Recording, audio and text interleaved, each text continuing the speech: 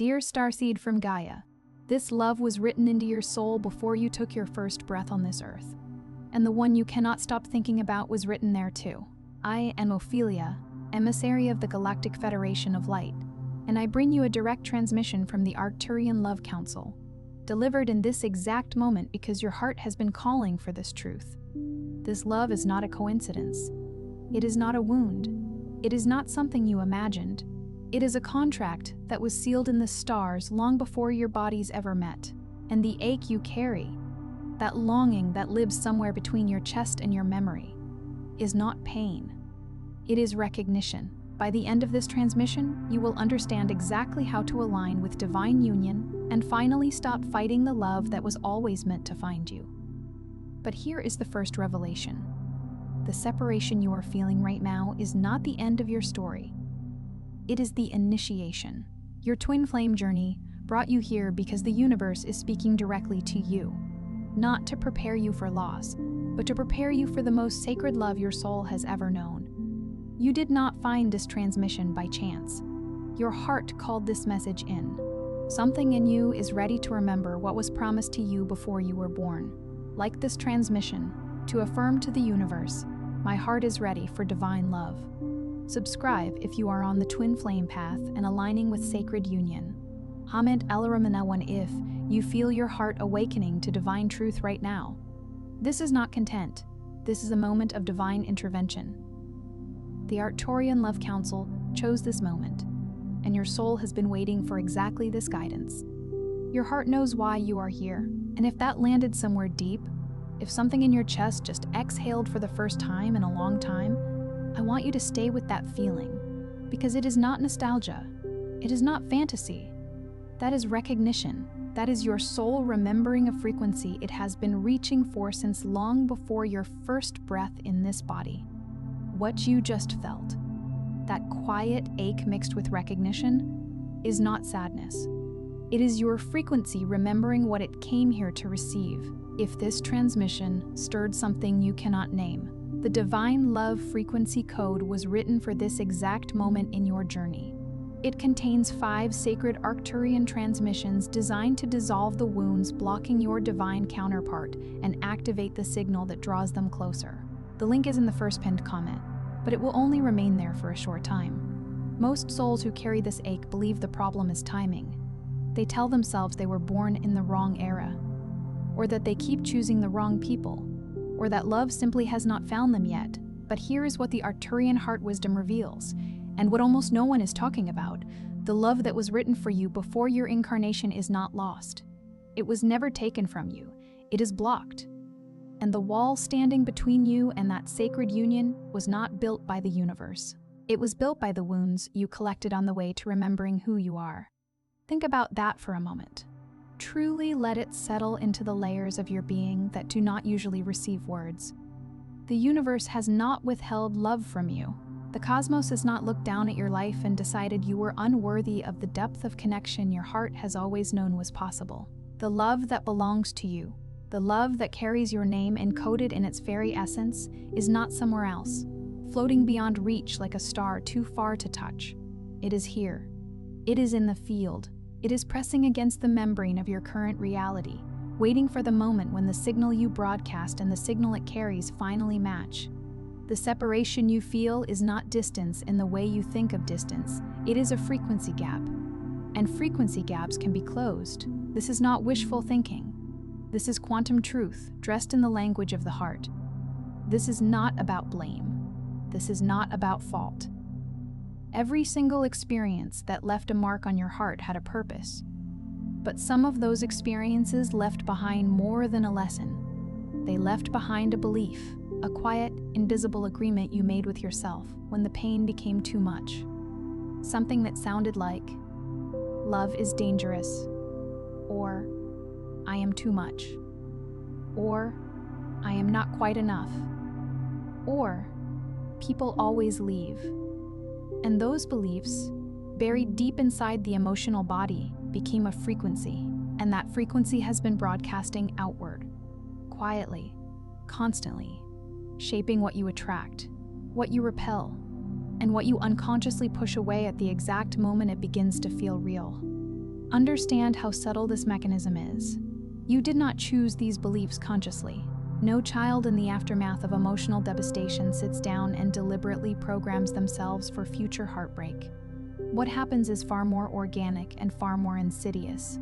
In a moment of unbearable pain, the psyche reaches for the nearest available explanation, and that explanation becomes law.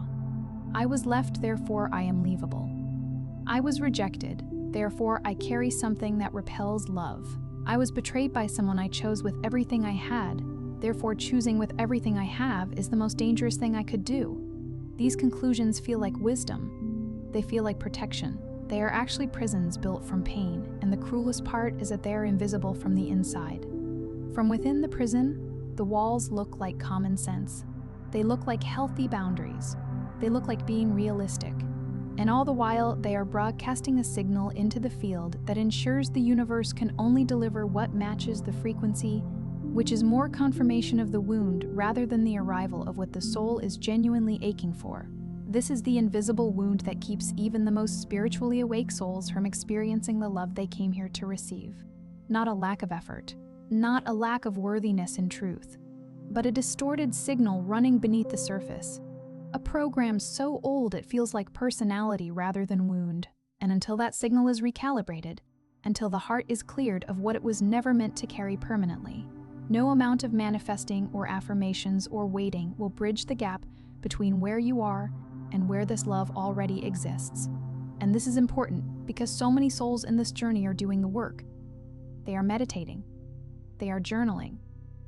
They are setting intentions under new moons and releasing what no longer serves them under full moons. They are reading every sacred text and listening to every transmission and doing everything they have been told will open the door. And still the door does not open. Not because the practices are wrong, but because the lock they are trying to turn requires a specific key. And without that key, no amount of effort at the surface level will turn what has rusted shut at the root.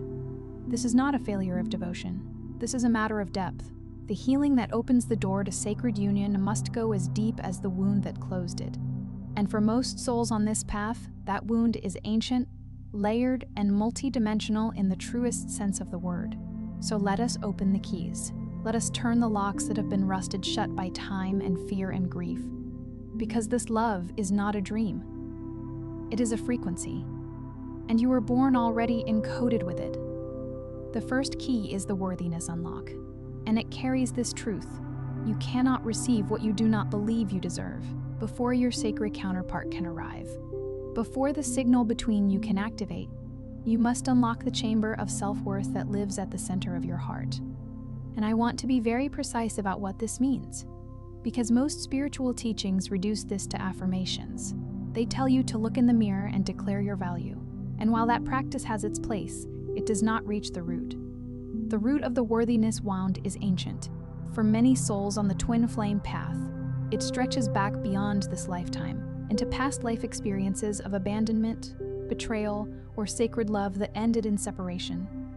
The emotional body carried those memories forward, not as clear recollections, but as a feeling, a chronic low-level belief that love, however beautiful, eventually ends. That being fully seen is dangerous. That choosing someone with your whole heart is the surest path to devastation. Consider the image of a garden that has not been tended in a very long time. The soil is still rich, the potential for extraordinary life is still there, held in the very earth itself. But over the years, the weeds have come. Quietly, persistently, without invitation, they have taken root, and now they occupy so much of the garden that the flowers waiting to grow cannot find the light they need. The worthiness wound is exactly like this. It does not eliminate your capacity for love. It does not poison the soil of your heart beyond recovery. It simply takes up the space where your divine counterpart's roots need room to grow. And the work of clearing that wound is the work of tending the garden. Not with violence, not with harsh pulling that damages the soil, but with patient, loving, deliberate attention. One belief at a time, one old story released, one ancient agreement dissolved, until the garden is ready, until there is room for what has always been trying to grow there. When you unlock the worthiness key, something profound shifts. You stop performing for love. You stop shrinking to be palatable.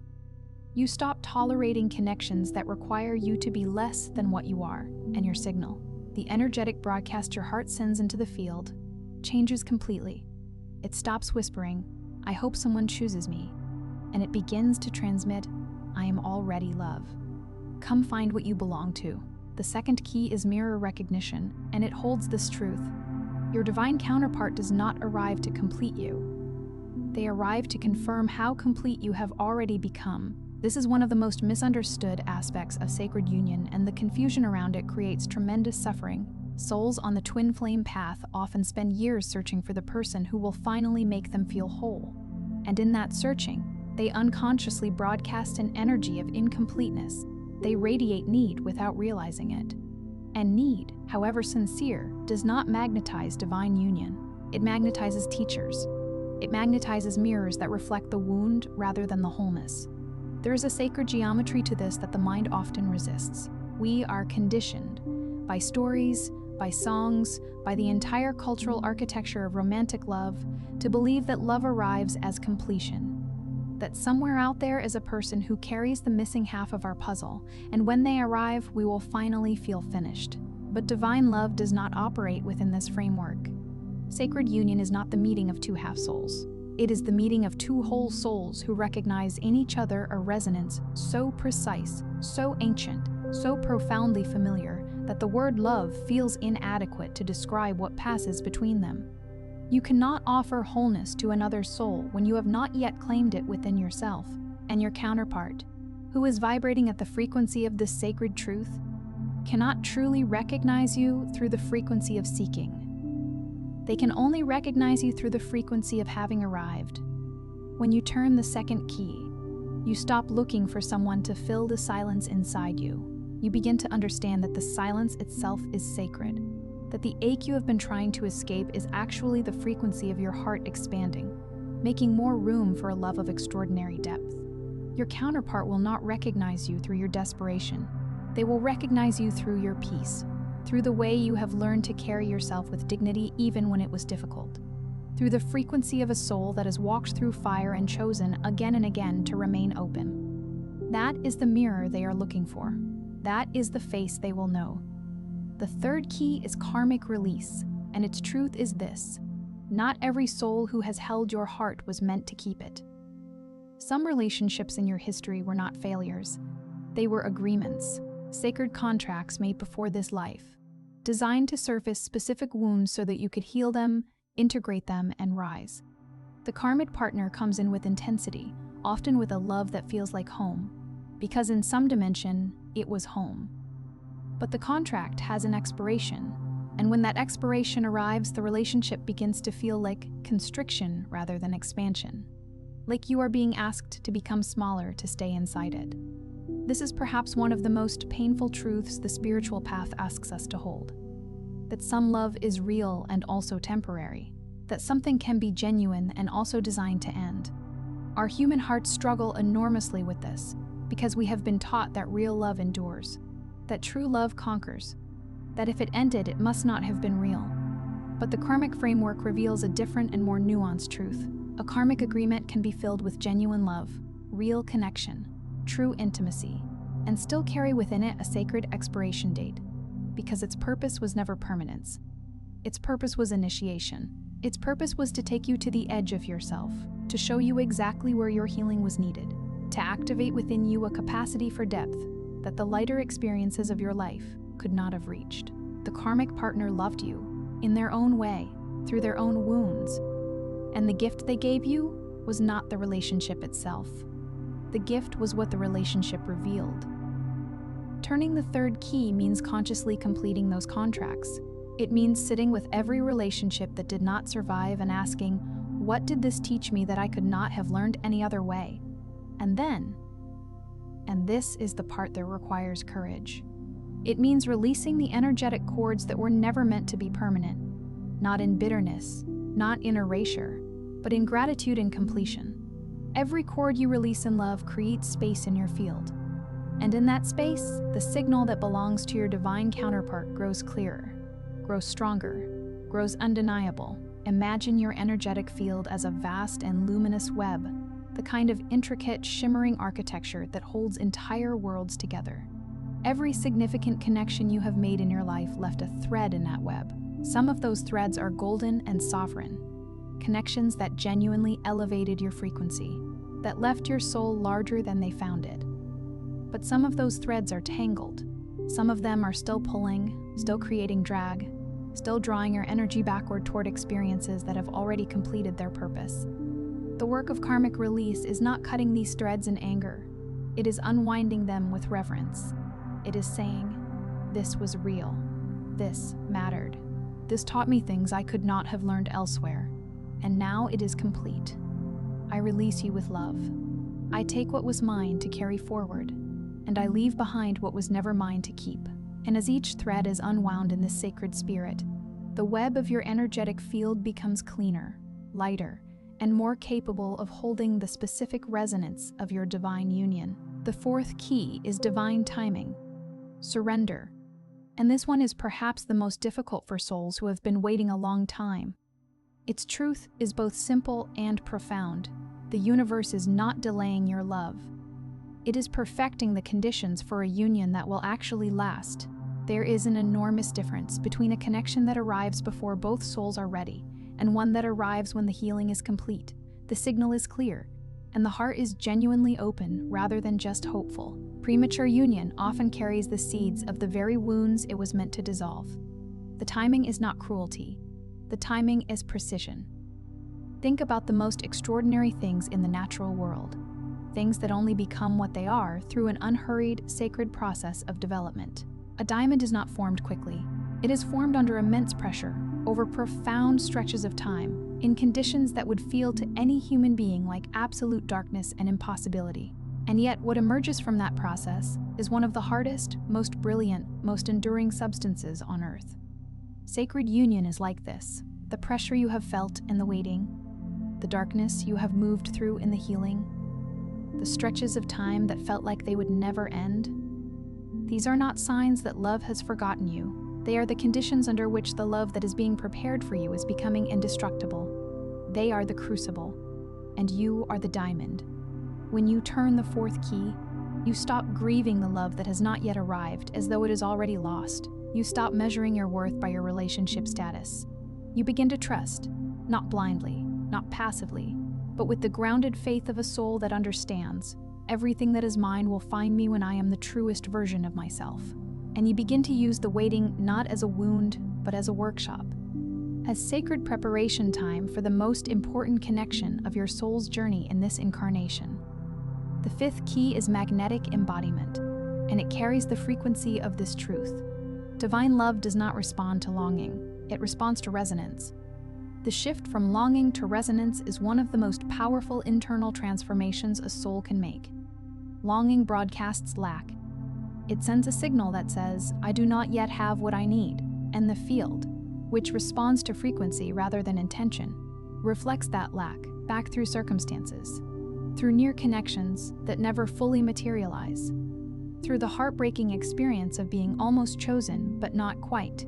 This is why so many souls who are genuinely beautiful, genuinely deep, genuinely capable of extraordinary love, find themselves in a pattern of almost chosen, almost loved fully, almost the relationship that would have changed everything.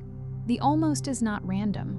It is a frequency signature. When the dominant broadcast of your heart is longing, even longing for something sacred, even longing with pure intention, the field interprets the signal as more longing needed. And it delivers the experience of longing rather than the experience of love. This is not punishment. This is physics at the level of the soul. And it is why the shift to resonance is so transformative. Because resonance rewrites the broadcast at a level so fundamental that the field has no choice but to respond differently. Resonance is different. Resonance says, "I am already vibrating at the frequency of the love I am calling in. I do not need it to arrive in order to feel it. I can feel it now, in the way I treat myself, in the connections I allow, in the standard I hold for what enters my life and what does not." When you embody the fifth key, you become magnetic in the truest sense. not performatively magnetic, not curated or posed, but genuinely, deeply attractive to the soul who is vibrating at the same sacred frequency. Your counterpart feels you before they see you. They sense something in the field before a single word is spoken. That is the power of embodiment. That is what this key unlocks. The sixth key is separation wisdom. And for those who are in the pain of twin flame distance right now, whether physical, emotional, or energetic, this key may feel like the most important one you have heard. Its truth is this: separation is not abandonment. Separation is the universe creating the precise space both souls need to complete what cannot be completed together. The growth that happens in the gap is not incidental. It is essential. If your counterpart is distant right now, if the connection feels suspended or uncertain or painfully quiet, it does not mean the love is over. It may mean that both of you are being prepared for a version of union that the earlier versions of yourselves could not have sustained. There is a particular kind of courage required to hold this truth in the midst of separation's ache. When the silence stretches, when the distance feels less like a pause and more like an ending, when the mind reaches for explanations and the heart reaches for certainty, and neither can find solid ground. In those moments, the sixth key asks you to hold something that feels almost impossible to hold. The possibility that what looks like loss is actually love working at a depth you cannot yet see.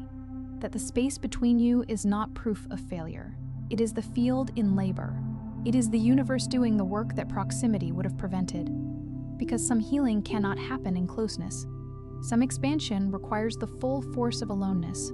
Some transformation is only possible when the soul is stripped of the comfort of presence and forced to find its own light in the dark. When you turn the sixth key, the separation stops being something you endure and starts being something you use.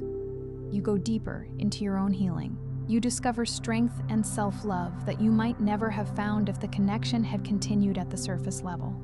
You come to understand that the distance between two souls who are meant to be together is not empty space. It is alive. It is working. And when it has accomplished what it was designed to accomplish, it collapses. And the reunion arrives with a completeness that no amount of forcing could have created. The seventh key is reunion readiness, and it is the one that seals all the others. Its truth is the deepest, and perhaps the most quietly revolutionary. Your counterpart cannot enter until the door is unlocked from your side. All the healing you have done, all the wounds you have cleared, all the karmic contracts you have released, all the worthiness you have reclaimed. This is not just personal work. This is energetic preparation. Every lock you have turned has been moving you toward the moment when your heart is fully open, not cracked open by pain, but sovereignly open, consciously open. Open in a way that knows what it is choosing and chooses it fully, without fear. This is the culmination. This is what all the other keys have been building toward. Not a destination to arrive at, but a state of being to inhabit. A way of carrying yourself in the world that radiates the unmistakable frequency of a soul that has done its work and is genuinely, completely, structurally ready.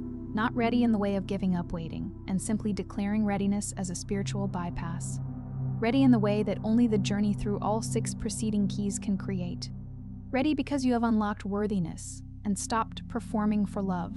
Ready because you have embraced the mirror and stopped seeking completion from outside yourself. Ready because you have completed your karmic contracts and released what was never meant to stay. Ready because you have surrendered to divine timing and learned to trust the universe's precision. Ready because you have shifted from longing to resonance and become genuinely magnetic.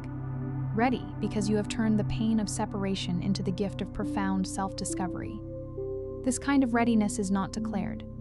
It is embodied. It is felt, and it is unmistakable to the soul who is searching for exactly this signal in the field.